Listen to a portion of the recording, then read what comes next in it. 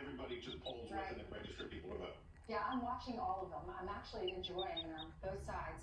These political ads, many of them have revolutionized American politics.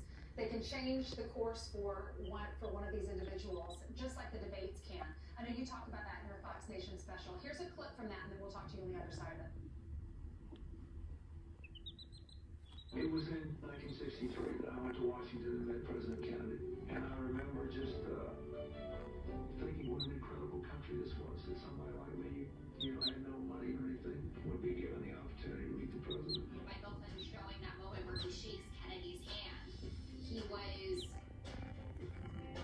associating himself with the Kennedy legacy. There were almond trees in our Blue Diamond Orchard in California. My parents' job is to look after them. And it's my job to test the product. The best almonds make the best almond milk. Blue Diamond Almond Breeze.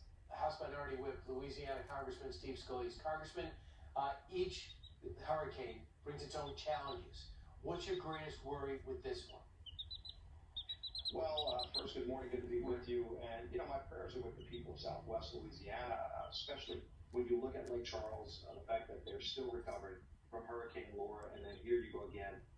People, they just had to be removing some of the debris that's still on the ground yesterday to try to clear up some of the debris from Laura as this storm approaches. So, every storm you take seriously, but when you're on the heels of recovering from a major storm just a few weeks ago, it's a double blow to especially the people of Lake Charles. But we pray for everybody in the direct path of this hurricane. Congressman, we want to ask you about your colleague across the aisle, Nancy Pelosi. She is suggesting that later today she's going to be thinking about some sort of legislation to create a commission on presidential business. I think he is supposed to be fair, so I'm not expecting him to be biased when he's up there on stage asking the questions. I don't mind for 1 second. He might be a nice guy, that's fine. Okay, but watch the way in which he frames the questions. They all do it. Right, they frame it in a way that helps the Democrats and impugns the motives of Republicans. What do you think happened here? Do you think he thought he was DMing? Did he intentionally tweet that? Yeah, I think his level of knowledge about technology is about the same as Joe Biden's. He probably thought he was direct messaging. I'm worried about what Anthony Scaramucci. I'm worried about what Anthony Scaramucci said. You can't do that in reverse, by the way. You can't point to anyone who worked for a Republican congressman or a Republican administration. They'll effectively say, well, he just wants to highlight the Amy Coney Barrett hearings, and so that's why he's doing it. It's absolutely absurd in that context how in the tank the media is. But at the same time, with Joe Biden, he also knows his left wing.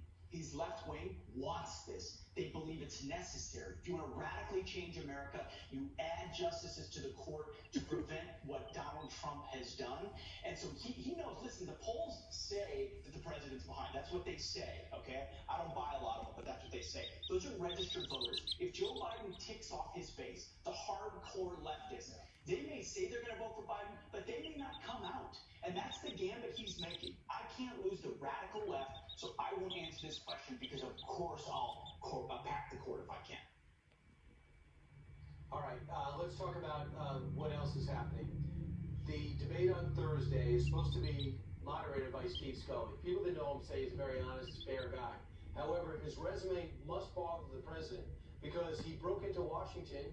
I think went to American University and interned with this guy named, Joe Biden. Interned there. And then in 2016, it's right there on the internet. He's arm in arm with Joe Biden. They're big smiles on their faces. Okay, that's cool, disconcerting. And then he tweets out after Trump's elected, never Trump, never.